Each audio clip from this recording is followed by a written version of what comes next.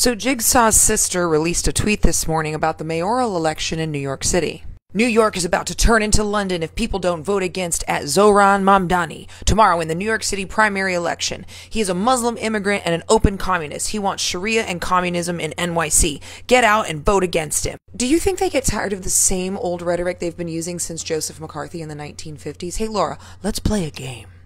Do you know the difference between communism and socialism? Because they're two very different things. And socialism prioritizes redistributing wealth to the lower and middle classes so that the rich don't get richer and then the poor people can't afford to eat, which I would say that we need in this country. Unlike Andrew Cuomo, who has followed the Democratic policies of not changing a damn thing and pretending they are and profiting the wealthy within New York City. Zohran has a plan not to do that, to make the city more affordable, not for the person who pays $10,000 a month for their apartment and can afford it, but for the people who keep that city running. And I know you don't know the difference between communism and socialism because you don't care. You want a talking point. So since you're really opposed to democratic socialists and you don't want to make the distinction, let's see how the U.S. compares to democratic socialist countries in healthcare, education, happiness, and life expectancy. See that at the top? That's the U.S. They're creaming us, and they rank the happiest countries in the world every single year. And yet people like you keep lying like, we can't afford this. Yes, we can.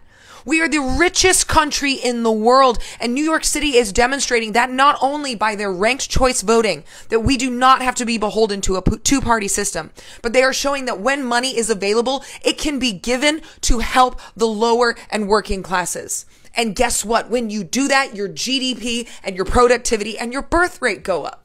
It's amazing what happens when people can pay their fucking bills. So yeah, they should go out and rank Zohran #1. Let me just show you a few of his policies that he wants to put in New York City as someone who lived there for almost 10 years before I moved to Tennessee. Freezing rent, protecting people from bad landlords, affordable homes, over 200,000 of them.